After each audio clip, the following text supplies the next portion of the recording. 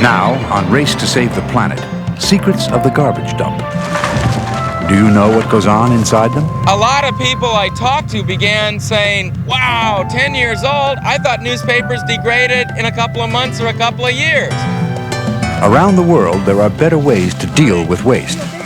Recycling, it's big in Japan. Industrial waste, Denmark has a nationwide system. Or better still, don't produce waste to start with. The best way to waste not, want not.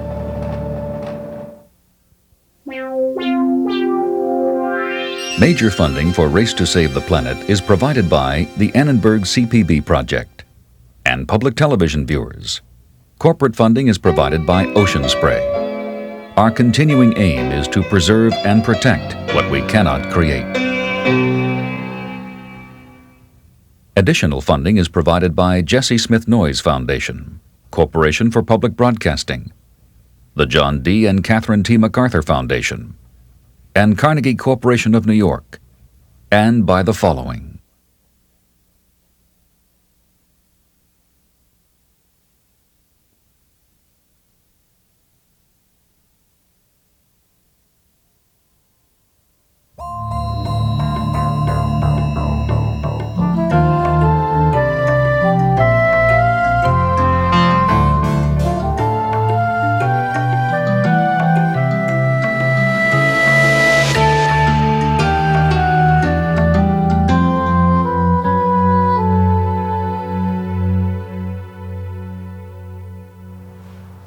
Are you ready for some amazing numbers? 500,000 trees cut down every week just to make the paper for America's Sunday newspapers. Or, here's a good one. A plastic fast food container has a useful life of about 10 minutes, but it'll be around for the next 500 years. Or how about this? Americans throw away enough aluminum to rebuild our entire commercial aircraft fleet every 3 months. As you've no doubt guessed, this episode of Race to Save the Planet is about waste of all kinds: household garbage, sewage, and industrial waste. Around the world, more and more waste is being generated. But at the same time, people are thinking up new ways to cope with it. There's the story of Japan's recycling program, of Denmark's nationwide hazardous waste system, of the California factory that's abolished waste altogether, and many others. As you'll see, if we want to clean up our act, there's a lot we can do.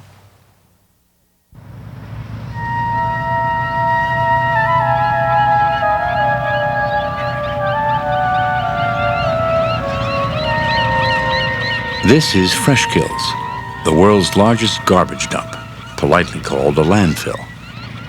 It's in New York, the largest city in the nation whose citizens produce the most garbage anywhere in the world, about a ton each per year.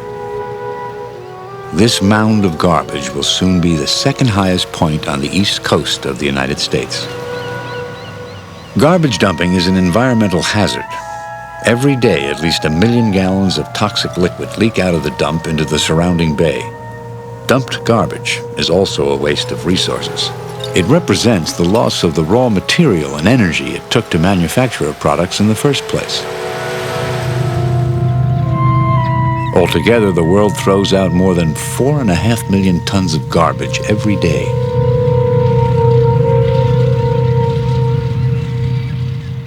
I mean, that stuff looks half biodegraded, degraded already. For the last 15 years, a team of archaeologists has been examining modern America through what it throws out. This strange study, they call it garbology, can reveal our basic attitudes towards resources. Garbologist Bill Rathje. Garbage is a way of defining a society in terms of resource management, what people consider valuable and what they consider stuff that they want to throw away. Everybody is wasteful. The average household throws away 15% of the solid food that they buy. Don't you make something with rotten banana skins? But this kind of wastefulness is by no means global. The quantity and variety of garbage that Rathje and his students handle is peculiar to wealthy countries. It's almost full. The first thing you learn is it's only really affluent societies like ourselves that can afford to throw a lot of garbage away. And it's only societies like ourselves that can afford to look at garbage as a problem.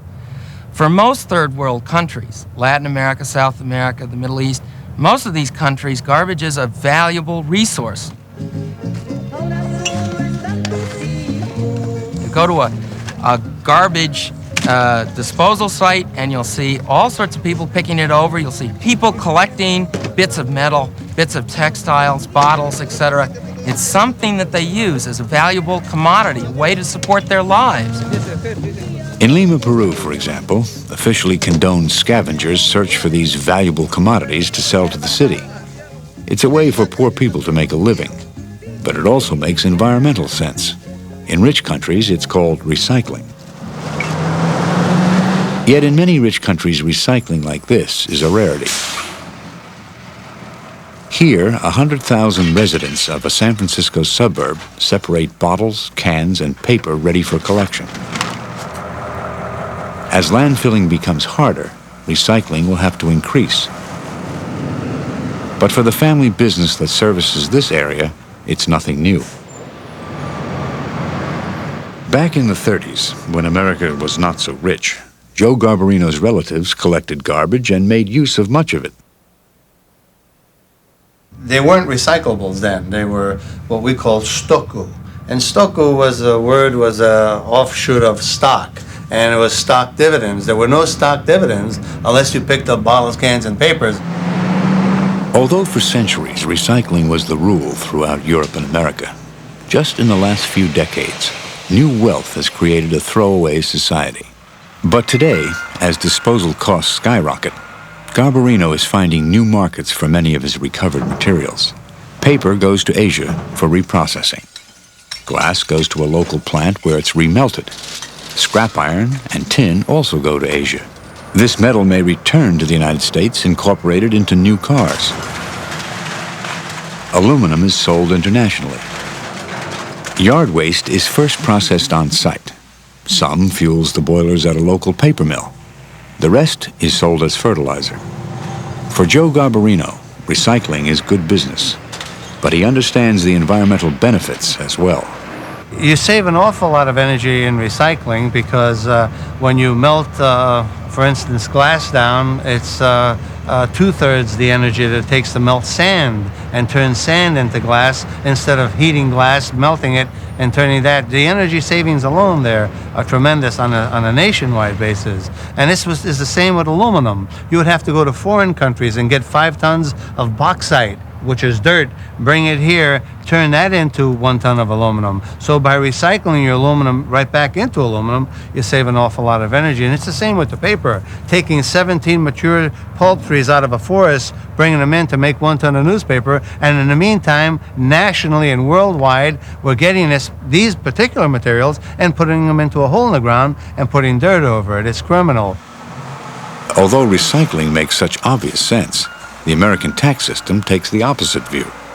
In the nation that consumes the most resources in the world, a series of subsidies encourages activities like logging and mining. Recycling enjoys no such benefit. One of the biggest problems is that the government is still subsidizing the people that ship virgin materials. They're giving them a tax break, and they're not giving it to those of us in the recycling business that are taking that same product that was virgin, reused now, called recycling. We're shipping it back to be reused, and we're not getting any tax breaks on that. Joe Garbarino is a recycling enthusiast. He feeds his herd of prize-winning pigs on discarded food. Overall, he recycles 25% of his area's garbage, vastly more than America as a whole, which only recycles 10%. But in theory, 80% recycling is possible, although this will never be achieved without substantial government encouragement. How you doing today? Come on, biggie, biggie, biggie, biggie, biggie. The world's garbage dumps are filled with untapped resources. But in recent years, they've also become littered with wrappers and packages in unprecedented amounts.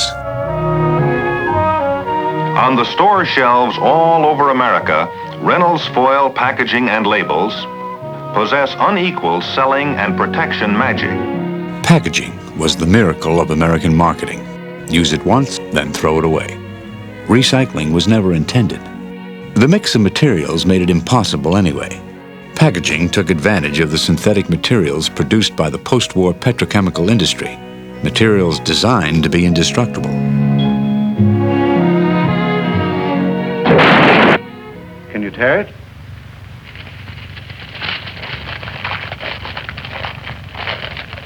It's almost impossible. Does it dry out, get brittle, chip, peel, or crack? 40 years later, American industry is beginning to sell a new packaging vision. EnviroPacks, they call this one. Now they're pitching environmental values. So here's the deal, and it's a big deal. I promise to clean up my room. Big if, you promise to clean up your act too. See these? They're EnviroPacks. Use them to refill your old bottles. They're made of a whole lot less plastic, so you got a whole lot less to throw away, which is cool, environmentally speaking. The thin EnviroPacks, here being test marketed in Canada, use less plastic, and the packaging itself is designed for easier recycling. The heavy plastic container is meant to be refilled many times.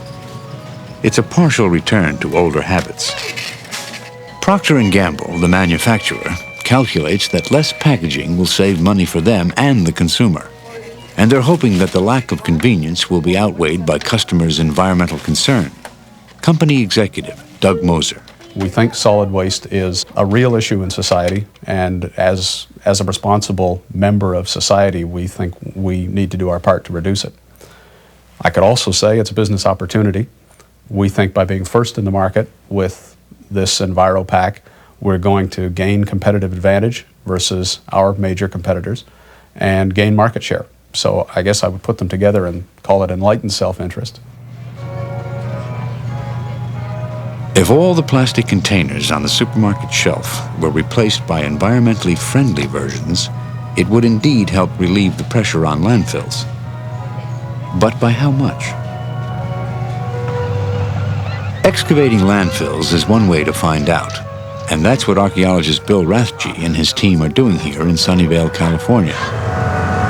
Contrary to popular opinion, he finds that the plastics are less of a problem than other things.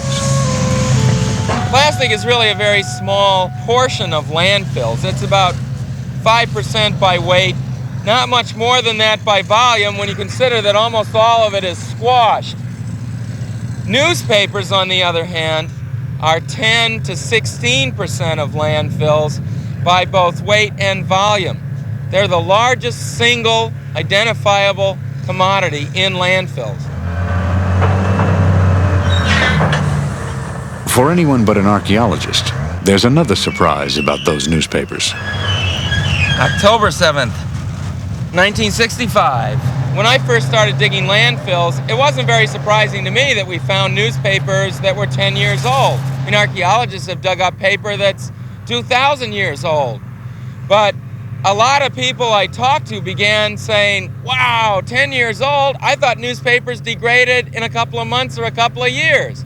So we began realizing that in people's minds, there's sort of a mythology that newspapers will biodegrade very rapidly. Phone book. Phone book. Pianos. Landscape. Draperies. Truth, Justice, The American Way, and phone books. Could the garbage in landfills be made to decay? Rathje sends samples to Jean Bogner, a geologist who's working to identify ideal landfill conditions.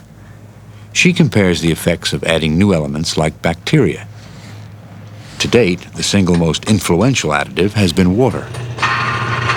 What's interesting here is that we have 5 bottles, and in each of the bottles we put 25 grams of landfill refuse from the same sample, from the same depth, from the same landfill. And the only difference between what went in these bottles was the amount of moisture we added. You can see the tremendous difference in the degree of decomposition between the sample which had no additional moisture and the sample which had 100 milliliters of additional moisture. Moisture may work in the laboratory, but in real landfills it creates its own problems. As it percolates down, it picks up inks, paint, and other chemicals from the garbage. The result is called leachate, a toxic liquid that leaks out, contaminating streams and groundwater. But leachate can be controlled by simply lining the landfill with huge sheets of rubber, like this.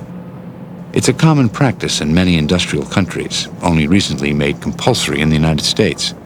And well-designed landfills can even yield benefits. The benefits can be seen in Gene Bogner's decomposing garbage samples. As the garbage breaks down, it produces methane gas, which can be drawn off. That means that garbage dumps are potential energy sources. This site receives 13,000 tons of Los Angeles garbage a day. It's America's largest modern landfill and the world's largest producer of methane from garbage. The landfill's earth covering is peppered with collection pipes, which channel the gas to an on-site power plant. The landfill is fully lined, so the operators can encourage decomposition by adding moisture, in this case, sewage sludge. Disposal costs are 10 times less here than elsewhere because the power plant generates 1% of Los Angeles' electricity, enough for 100,000 local homes. Although America produces more methane this way than any other country, garbage remains an essentially untapped resource. Gene Bogner. It represents a very cheap source of energy for us if we care to tap it. At the present time, there are about 70 commercial landfill gas facilities across the United States. Now, that's still a relatively small percentage considering we have perhaps some 9,000 landfills in existence in this country. This is newspaper recycling in Japan. It's a long-established practice here, and it shows an attitude to resources quite different from the United States. It's called tissue paper exchange for the token rolls of toilet paper given out. Japan, an island nation, used to be careful with resources, but now with increasing wealth, attitudes are changing. People favor virgin materials, and the exchange rate encourages imports. So as America recycles more, Japan recycles less, showing that economic forces are often stronger than environmental values. Company President Matsuzawa. 塵紙交換の仕事はあまり今のところは良くないですね。The tissue paper exchange business is not doing well now. 例を挙げますと、まず円高で。For example, because of the yen-dollar exchange rate, American recycled paper and pulp are inexpensive when imported to Japan. どんどん輸入される。そうしますと日本国内の So naturally, the price I get for my paper keeps going down. 自然的に値段が下がる。 Since 1985, half the paper recyclers in Tokyo have closed. Increasing wealth has brought more than American recycled paper to Japan. Fast food and the disposable society have arrived with a vengeance. The amount of garbage is rapidly increasing, but so are imaginative ways of dealing with it. This popular public garden, built on a landfill in Tokyo Bay, is one answer to what the government's chief solid waste scientist, Masuro Tanaka, sees as the new throwaway Japan. My mother always taught me material is very important. Everything's coming from God, and all oil is coming from outside. So deal with material carefully. But nowadays, young people are, rich and enjoy every day. So very wasteful. These are sanitation workers in Machida, a suburb of Tokyo. They run a waste management program considered a model for all of Japan, maybe even the world. One of the secrets of their success is their active solicitation of community interest in waste. Today's parade announces a battery collection day later in the month. Batteries are recognized as too toxic to throw away with other trash. The engineer behind the program, a true visionary of garbage, is Takayuki Yoshida, and he's given himself a catchy stage name. In Machida, residents are asked to divide their garbage into 5 categories. Today, they bring only organics, like food waste, to the collection point. Waste number 1 always attends. To encourage cooperation from the people, I ask them deeply from the bottom of my heart to work together. That is why I bow.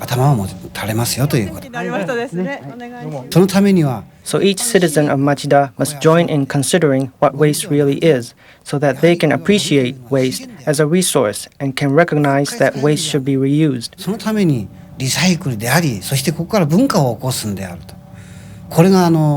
Let's recycle. Let's start a culture from here. I want Machida to be a cradle of waste recycling culture. The MRC, the Machida Recycling Center, is headquarters for the Waste Management Program. It's a community center, a place for school trips and adult education classes. There's even a daycare program for the town's handicapped. Here, waste number 1 makes education a priority. Sensible waste management, he says, must become second nature. Waste types must be separated to be recycled. Toxic items like batteries that contain mercury need special handling. Bottles can be reused directly. The key idea is that good waste management is systematic. Separate some, recycle some. And if that's done right, the rest can be successfully handled in a way that would shock many non-Japanese. They incinerate the rest, organics, soiled paper, and light plastics. It's called integrated waste management, common in Europe and Japan, but unknown in America. At Machida, the incinerator is run meticulously, as it has to be, to work correctly. The furnace is constantly monitored and adjusted to suit the particular waste composition. Mistakes can lead to unacceptably high levels of pollutant emissions, in spite of the fact that the plant is fitted with stacked scrubbers. But, as waste number 1 explains, toxic emissions like dioxins or heavy metals are avoided because the materials that would generate them are never allowed to reach the incinerator in the first place. American incinerators aren't this good, according to Alan Hershkowitz, an expert in incinerator technology. Basically, the facilities that burn garbage in the United States are classic industrial giants. They are filthy, they're noisy, to some extent they're smelly. They're not the kind of facilities that we see in Japan, where they are literally clean enough to take third-grade school children through them. In fact, visiting garbage burning facilities in Japan, you have to take your shoes off and put on slippers and put on white gloves so you don't get the facilities dirty. Incinerators have a bad name in America, but it's not because they don't work. It's because they have never been run properly. These technologies can achieve their optimal removal efficiencies for all the pollutants of concern only under very precise operating protocol. Unfortunately, the workers required, the kind of worker training required to operate these facilities at those levels of efficiency doesn't exist in the United States. One result is that nobody wants an incinerator in their backyard. Integrated waste management programs are hard to adopt in America as protests mount over badly run facilities. Our gardens don't produce like they used to. And I do think that a lot of this, the particulates that are dropping onto our ground, and they're going to be there forever. We want clean air. We don't want something that's going to put any more into it. We just have to learn to say no and let them know we mean it. Until American waste is managed systematically, including both recycling and incineration, protests like these will continue. The biggest problem are the incinerators because they fight for this waste stream. Useless films and plastics that are not recyclable don't need to be part of the waste stream. These things go up in smoke, and they're a major contributor to the acid rain problem. What we're doing in the United States is we're taking non-combustible materials like glass and metals, we're taking recyclable materials like paper and plastics, and we're throwing them into furnaces. We're denying U.S. industry of substantial resources, and we're giving U.S. citizens a lot of reason to scream and yell about the development of garbage burning facilities that are going to undermine recycling and cause toxic air emissions. This part of Machida's waste management system is not even contemplated in America. The toxic incinerator ash is stabilized with cement, forming pellets. The pellets are then landfilled, where they'll provide a stable base for a future park or golf course. Finally, Machida's landfill, like all in Japan, is of course lined, and any leachate produced is channeled off to a treatment plant. To Masaru Tanaka, expensive processes like these are unavoidable. We have to minimize the pollutions. So we cannot consider, that is too expensive or economic. Japanese choice is, this is solution, no other choice. Clean water sustaining a field of lotus plants is the end product of the leachate purification system. It's an astute demonstration of Machida's waste management success. Like everything else here, it's the brainchild of Waste Number One, designed to help the community accept their incinerator. Japan's most striking example of reaping benefits from garbage is the Tokyo Bay landfill. New York has fresh kills. Tokyo has this. The gardens, pool, and gymnasium are heated by the world's third largest incinerator. Japan's waste management works, socially and environmentally. So combining of recycling and incineration, material recovery and energy recovery, that both together, that is future waste management policy in Japan. Waste management has not always been a success in Japan. In the 1970s, there were even violent protests, but involving a different kind of waste. For more than a decade, dumping by the Chiso Chemical Company had caused hundreds of deaths and crippled thousands. This notorious tragedy was one of the first clear cases of human disease from industrial toxic waste contamination. The victims suffered nervous system damage, which in some cases was passed on to children. Minamata disease, as it came to be called, was caused by methylmercury discharged into Minamata Bay. The poison became concentrated in the marine life, eaten locally. Today, with the mercury still in the bay, there's a joint effort by the government and the company to dredge the seafloor. Fishing is no longer allowed, but the ban is not easy to enforce. So authorities are collecting and grinding contaminated fish. The resulting pulp is stored in tanks because no way has yet been found to dispose of this toxic legacy. The Minamata poisonings were followed by toxic waste disasters in many parts of the globe. Lekkerkerk in Holland and Love Canal in America are two on a long list of communities hit by the new scourge of the industrial world. Most countries have responded with effective regulations, none more than in the United States, as Joel Hirschhorn, a congressional advisor on hazardous waste, explains. The regulatory system we have in place today, with its criminal penalties, has made large corporations very, very sensitive to the possibility of creating the love canals of the future. Big corporations want to avoid cleanup costs, which can amount to hundreds of millions of dollars just for one location. So the regulatory system will prevent the creation of many future love canals. But the regulatory system is never perfect. One problem with regulation is it needs vigilant enforcement.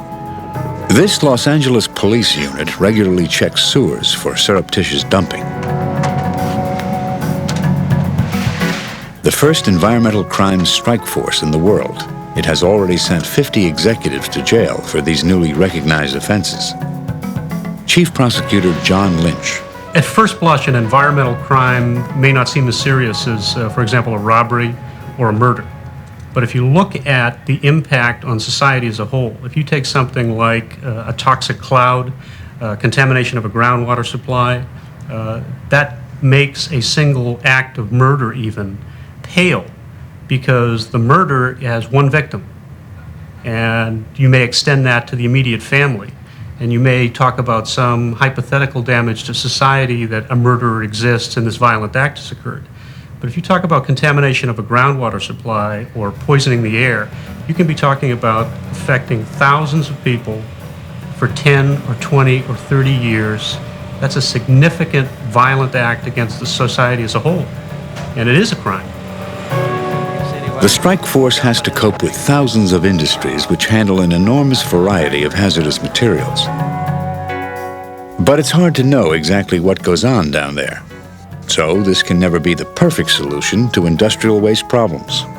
It has become very expensive to do things correctly, to dispose of hazardous waste and to treat it or to recycle it. And as a consequence of that, I think you see an awful lot of mid-sized to small businesses that try to cut corners economically that violate the criminal law. There is an entirely different way to approach industrial waste, and it's worked successfully here in Denmark for 20 years. This is one of a national network of 21 government-run collection points for hazardous waste. Every factory has one within 30 miles. The only obligation? To make the delivery and report the contents. Although to be safe, samples are always taken for analysis. From here, the government ships the waste to a central treatment plant. The whole point is to make treatment as easy as dumping. This remarkable treatment scheme, probably the world's best hazardous waste handling system, has been running successfully for 20 years. It was sensible environmental thinking, not a Danish love canal, that inspired the program. Denmark's hazardous waste ends up in the small town of Nyborg.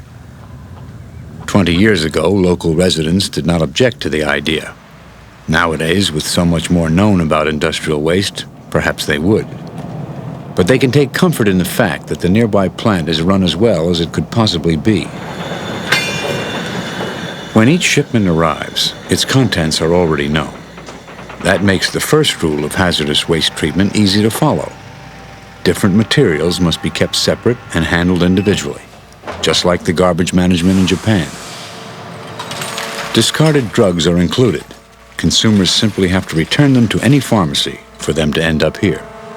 The same applies to batteries and other household hazardous waste. Waste containing toxic heavy metals is chemically treated to produce a concentrated solid. This will be stored in a lined landfill, carefully mapped to allow later recovery. Manufacturers have to pay for their share of these expensive processes, so they've learned that waste treatment is a real cost. Program Manager Per Riemann. In the beginning, many industries tend to forget that waste is costing money, and therefore they've forgot about including the calculation in their calculation for the products, that there is something called waste fees. Now we have tried to change that so that it's not a quite normal part of their calculation, that it's going in on equal level as water, labor, housing and all that. Organics like pesticides, waste oil, and paint go to the incinerators. Like Japan, they're properly run, and the emissions are scrubbed, so air pollution is negligible. And like Japan, the local people benefit. Half the town gets its home heating this way. And a new incinerator could soon provide electricity. Here the philosophy is that a well-run incinerator offers the least environmentally offensive solution to a problem that's not going to go away. By using incineration, you are transferring the organics to water, principal water and carbon dioxide.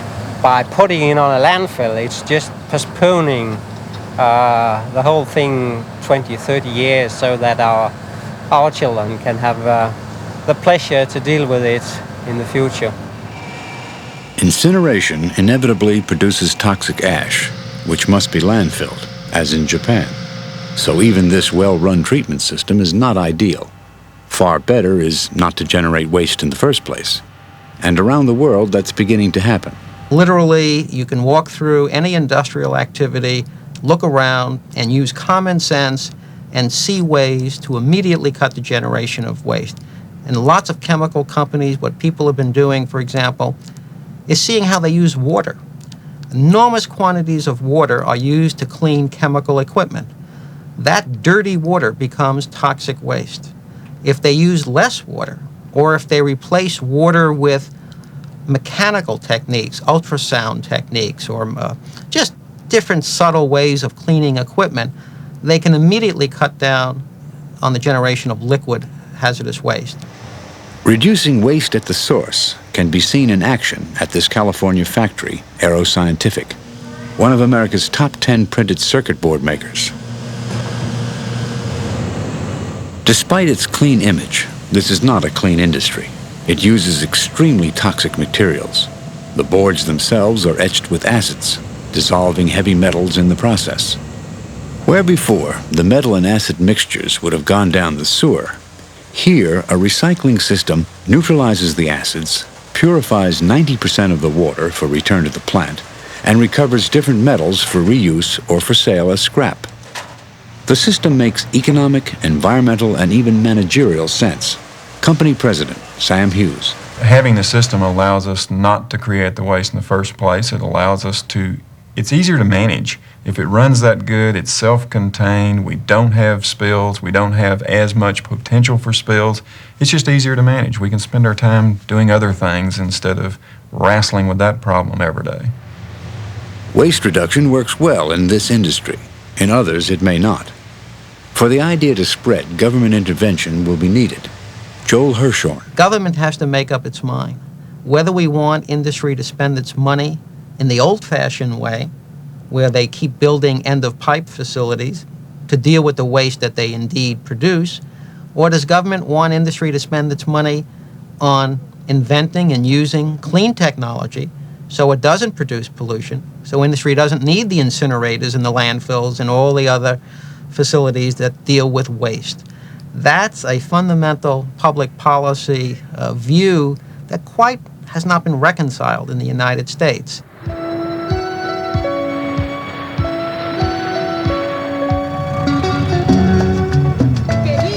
As developing countries industrialize, they too generate environmental pollution, from car exhausts to toxic waste. The sad truth is that high-tech waste treatment systems are often beyond the reach of these countries. In the last 50 years, Lima, Peru has swelled from 600,000 to a population of 7 million. Even basic services have not kept up. In the cluster of shanty towns that surround the urban center, garbage collection is not readily available. Water is not piped to most of the city. Instead, a water truck visits the barrio daily. The amount delivered to each family is a mere half-gallon per person per day, to cover everything from washing to drinking. In an industrialized country, one person uses 50 times as much. Most of Lima's sewage is discharged untreated into the Pacific Ocean through a series of open sewers snaking through the area. One sewer passes through Acapulco, a shanty town on the coast, which its founders hoped would one day be as attractive as the Mexican resort. This Acapulco sewer joins up with a major drain nearby. The drain runs through one of the few open spaces available as a playground. In spite of the serious health hazard, local children find the water irresistible. Town Councilor Justino Torres Rio. The children swim in this water, especially in the summer, because they don't have access to the ocean. The consequence of this contamination is the spread of typhoid, scabies, and funguses, all kinds of illnesses. We have gone to the authorities, but so far we have not found solutions. In contrast, most industrial countries treat their sewage, using complicated plants like this. It's a typical installation using an array of chemicals and a battery of tanks, pipes, and pumps. When it comes in, the raw sewage is first held in settling tanks, normally kept covered to minimize both health risks and smell. 62 million gallons of sewage a day are handled here, from a town of about 500,000. The standard treatment process is explained by engineering professor Bob Gerhardt. The first phase of conventional wastewater treatment is primary treatment. It's a physical process relying on gravity. The solids are separated from the liquid. The liquid goes on to subsequent treatment. The solids are taken on to methane digestion, a fermentation process. The digester tanks greatly speed up natural processes, which use microorganisms to break down waste, like on the bottom of a pond, for example. Most of the sludge produced in the tanks is then discarded in a landfill. Meanwhile, these aeration units handle the liquid part of the sewage. This mimics another natural process in which other microorganisms consume dissolved organic material. Then, once the microorganisms have been removed, secondary treatment, as this is called, is complete. At the end of secondary treatment, there is a physical process called a secondary clarifier. In this process, those beneficial microorganisms are settled, recycled, and reused in the aeration unit. As you can see, the water is pretty clean at this point. In the United States and most of the developed world, this would be considered the end of wastewater treatment. Most places chlorinate the water just before discharge, but here they use more chemicals and filtration in an additional treatment stage. It produces a waste liquid close to drinking water standards. High-tech treatment like this is effective, if you can afford it, but it's energy and chemical intensive, and like garbage dumping, it wastes resources which sewage could provide. And it's beyond the means of 2/3 of the world, as Bob Gerhardt, who advises developing countries on the subject, has discovered. It's uncommon to find waste treatment in developing countries because it's unaffordable to begin with. Part of the reason it's unaffordable is that the technologies that are being transferred by development organizations from various countries in the world and the engineers who are asked to implement those projects are totally inappropriate. They involve technologies that are expensive to build and expensive to operate and maintain. But in one section of Lima, there's a sewage treatment system which offers none of these disadvantages. Based on this network of ponds, locally built and operated, it serves 100,000 people. The initial step is identical to the high-tech plant, simple screening out of objects that can't be biologically treated. But here, the similarity ends.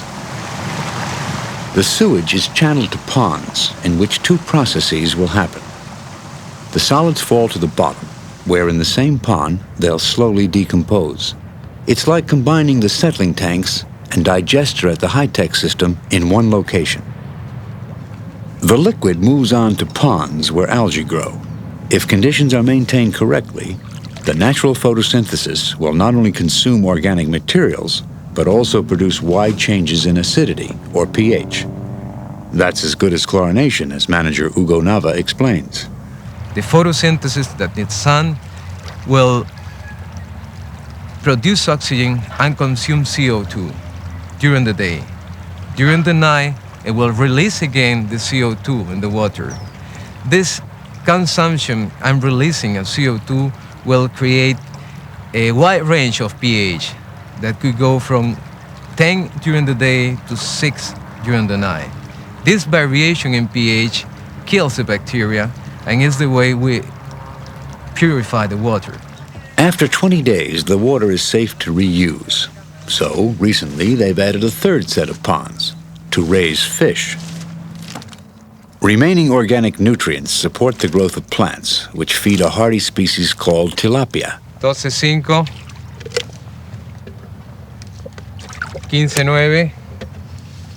By using a fish that can consume the phytoplankton that is produced in the tertiary pond, we can obtain a product that could be valuable for the community in terms of money or in terms of protein. Nutrient-rich treated sewage not used for fish farming goes to irrigate the desert. Low rainfall here has driven some people to water their crops with untreated sewage. But around the treatment ponds, there is now a much healthier alternative. Treated sewage wastewater was used to raise this corn crop. It will support a cattle herd which provides food and brings in cash. For the local people, the treatment ponds are a success on several levels. First, they provide an essential service for safeguarding health. Second, by reducing pollution of the Pacific, locally caught seafood is safer to eat. Above all, waste has become a resource. But in spite of such advantages, this system has not been widely adopted. There is suspicion of low-tech methods the world over. This is Arcata in California. Suspicion of low-tech is as strong in the United States as anywhere. But in this town, alternatives are a way of life. Good morning, Arcata! Welcome to Flush with Pride here on Waterfront Days. Hope you enjoy the great weather and all the good times.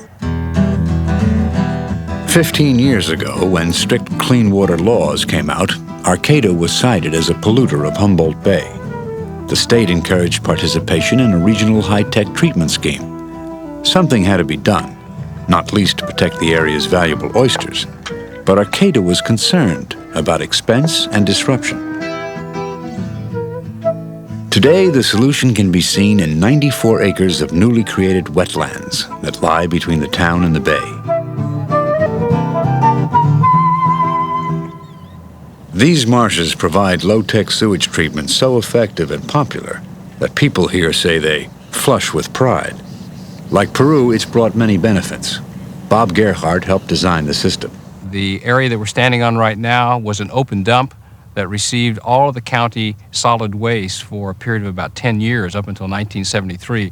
At that time, it was closed out by taking muds from the bay and putting it on top, and it's caused this elevated platform that we're on, which we refer to as Mount Trashmore. Treatment begins at the edge of the marsh. In a perfect illustration of low-tech suspicion, state authorities required that primary treatment, settling and digesting solids, be done with this conventional equipment, although Bob Gerhardt insists the marshes could easily do the job. So the first unconventional stage is these oxidation ponds. As in Peru, they use algal growth to consume organic material and kill off pathogens.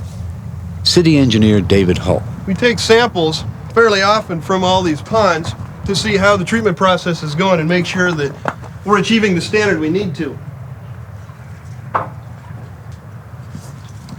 This water then is as treated as the oxidation ponds will treat the wastewater. You can see there's a lot of suspended solids in there, not much clarity at all. Next, at the point where the Peruvian wastewater would feed fish and water crops, Arcata's marshes come into play. First, the community of organisms that grow on the stems that are submerged in the marsh, there's bacteria and fungus and algae cells and things like that. They will actually grab onto suspended material as it moves through and acts as a physical filter. Another process that the wetlands do for us to make the water cleaner is they have this ability to absorb nutrients. Now, nutrients such as nitrogen and phosphorus are essential to the plant's growth, and in fact, when they're absorbed in the plant tissue, they'll make it grow bigger and better. That's why people fertilize their lawns and stuff. But these nutrients, these same nutrients, had they not been taken out, can in some cases become a pollution problem. As in Peru, marsh treatment needs several weeks, but the results are remarkably good. This is below our standard, and so this would be adequate for discharge to the bay. There are times of the year that this is actually fairly clear. It almost looks like tap water coming out of here. It does vary seasonally, but as long as we can keep it below our discharge requirements, then it's a success. Once through the marsh, the water is pumped into Humboldt Bay, where the oysters are thriving. The marsh itself has become an Audubon bird sanctuary, and there's a constant stream of enthusiasts from across the state. Most of the visitors have probably no idea that their beautiful natural surroundings are, in fact, a sewage treatment plant.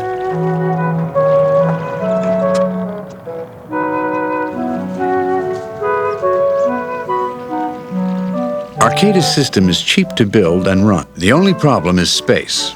It needs many times the area that a high-tech system uses.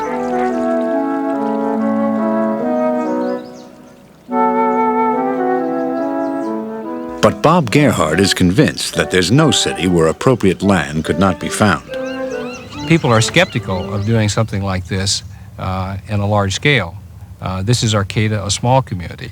A community of the size of 8 million people, for example, would require something like 2,000 to 3,000 acres to do this. And you might say there's no wetlands available to do this. Well, in fact, there probably is. There's degraded saltwater marshes, degraded industrial and commercial property that could be used for this purpose. Sewage treatment, bird sanctuary, and now the former town dump is about to yield another bonus. The city of Arcata has found other resources associated with the cattails and bulrushes that grow in these wetlands. For example, the lower parts of the cattail and the tubers, the root structure, at this time of year is full of starch as these plants start to store for the winter. This starch can be converted to ethanol, and that ethanol can be used to mix with gasoline to form gasohol. The city is proposing that project, and the city council has voted money to start the first step in the project to use the cattails from the marsh to supply gasohol to the police cars. Marsh treatment is not fully trusted. The state still insists on chlorinating the wastewater, unnecessarily, according to Bob Gerhardt. The world is very skeptical of low-tech solutions. That comes from several points of view. Engineers, for the most part, are more comfortable designing systems that they can control externally. Administrative people and regulatory people would rather have something that's been proven, at least in terms of process control. So the combination of regulatory, administrative people and engineers not trusting low-tech technology has really hurt the development and the technology transfer of these types of systems. I think that's changing, though. It's changing because of the resource constraint of not having an infinite amount of money and an infinite amount of chemicals and energy to spend on these kinds of projects. Resource constraints are one stimulus for sensible waste management, like using sewage or recycling garbage. But these new ways of thinking are essential for a more basic reason. The Earth, after all, is a closed system. There's no such place as away. That's why all attempts to bury waste in the ground, dump it in the ocean or over the border, are environmental disasters. But today, the throwaway society carries on regardless. According to archaeologist Bill Rathje, it may be time to learn the lesson of history. Garbage doesn't come out of thin air.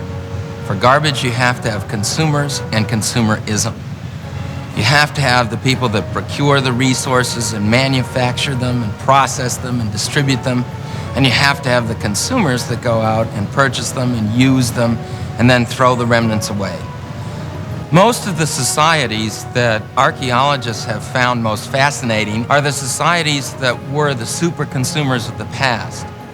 Egypt with all its gold and jewels, the huge tombs at Tikal and the big temples, the huge city of Teotihuacan in Mexico, where you've got huge palaces and murals and lavish displays of the artifacts, the resources of a society. The societies that were affluent were the biggest producers of garbage. And these are the societies that I think have real lessons for us, because we are in the same boat. And what happened to them? Well, these societies used and used and used until all of a sudden they found out resources were in short supply. At that point, they recycled, they reused, they were very conscious of resource allocation. But it was usually too little, too late, and the society fell apart. We're going to have to become, in our society, efficient in our resource use, because if we get to the point where we're forced into it, we'll face the same end as all the other civilizations. Right now, how we handle our household waste in America is changing fast. Last year, 500 towns started up recycling programs because it saves on dumping costs. So there's a good chance it won't take much to persuade your town to do the same. Everybody wins. The town saves money, we all save resources, and the environment is better off. Please join me next time for Race to Save the Planet.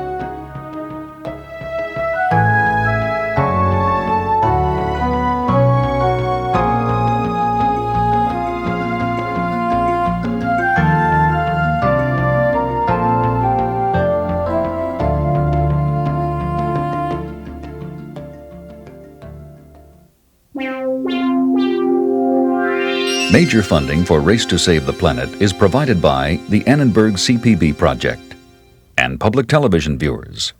Corporate funding is provided by Ocean Spray. Our continuing aim is to preserve and protect what we cannot create. Additional funding is provided by Jesse Smith Noyes Foundation, Corporation for Public Broadcasting, the John D. and Catherine T. MacArthur Foundation, and Carnegie Corporation of New York, and by the following.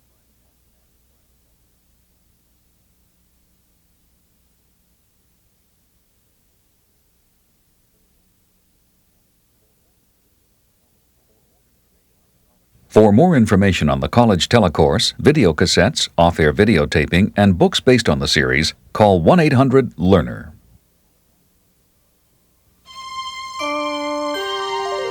This is PBS. The Global Ecology Handbook, published by Beacon Press, is available for $16.95 plus shipping. A transcript of this program is available for $5. Please call 1-800-TALK-SHOW or send a check to Race to Save the Planet, Journal Graphics, 267 Broadway, New York, New York, 10007. Next on Race to Save the Planet, what does the environment mean to different people? In Zimbabwe, it's pressure on the land. In Thailand, the breakneck pace of growth. In Sweden, coping with the modern world. Watch It Needs Political Decisions, next time on Race to Save the Planet.